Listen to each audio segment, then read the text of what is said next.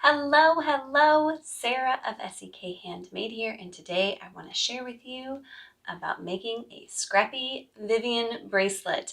I learned a few things from my first go around, which was not 100% successful, and I want to share with you so that you can make the perfect bracelet on your first try. Let's go. And I wanted to talk to you a little bit about this fun little granny square bracelet and something I learned when I made my very first one so that you could learn from my experience and choose more wisely than I did with my first one. So if I lay out all my squares here, I think you can see that this guy is significantly larger. And here's what I figured out. I when I made this was actually the very first one I made. And when I made it, I knew I wanted it bold and bright and kind of a scrappy feel. And so I chose 5 yarns to make it out of. And just yarns I had laying around. Very scrappy, like for real. I didn't go out and buy anything special for this. All just bits and pieces of yarns I had used in other projects. So these 3 yarns here, the maroon, the gray, and the hot pink, are all Stroll from Wheat Crochet. So these 3 are all super consistent with each other. This is a little ball of what I had left over from my Daylight Dreams shawl. This is hand-dyed yarn from Fatima of Aquarius Makes. I wanted a lighter color and I thought that this did the trick. And then, you know, I love teal, so I had some amazing lace left over from the Troublemaker tee by Capital Crochet that I had made several summers ago. So those were my choices. And as you can see, I decided to take the amazing lace and use it around the outside of all of my squares. So that one, though it was different, I would say this is a little finer and a little stretchier than the Stroll. It didn't necessarily affect the shape because it was used consistently throughout. Now you can see that these 4 colors I used in different combinations throughout my bracelet. And as I said, the pink, the maroon, and the gray are all the same exact kind of yarn. And the hand-dyed is a little different.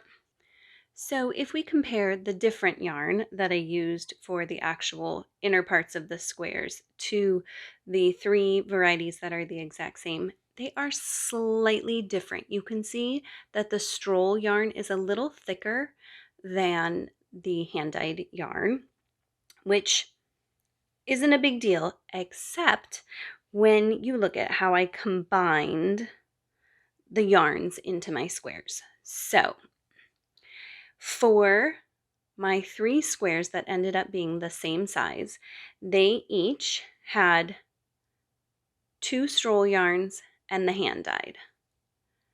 2 Stroll yarns and the hand-dyed. 2 Stroll yarns and the hand-dyed. Now, if you look at my square that ended up bigger, it has all 3 Stroll yarns, and that is because the Stroll yarn is slightly thicker and therefore made the entire square bigger because there wasn't that smaller yarn in between.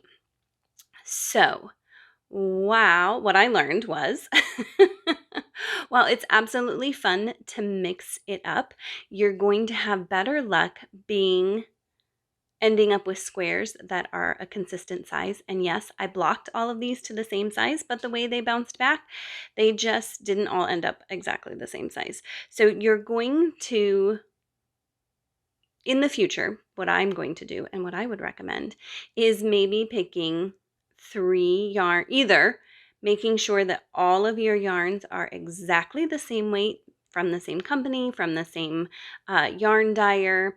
That'll be a good way to totally mix up. You could do every square absolutely different if you had enough colors in a specific type of yarn.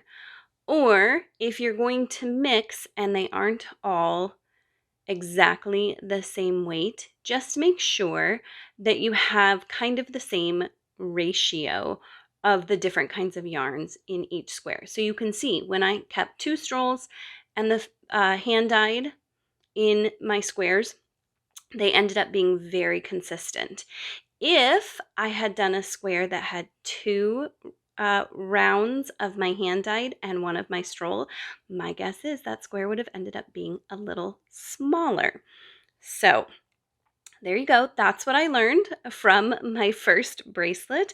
I hope it helps you out in choosing yarns for your bracelet, especially if you're going to make a scrappy version. Thank you so much for joining me today. I hope you found my tips and tricks helpful. Even if you don't plan to make a Vivian bracelet, I think these tips and tricks are things to think about with any scrappy project you are making. So I really hope you find them helpful and useful. It is always my goal to help you grow confidently in your craft, and I hope this video has done this. I would love it if you would like it, share it with a friend. If you want to be notified every time I release a new video, I'd love for you to subscribe and turn on notifications, and then YouTube will notify you. Check out the links in the description below for other related topics and projects. Thank you again for joining me, and happy crafting!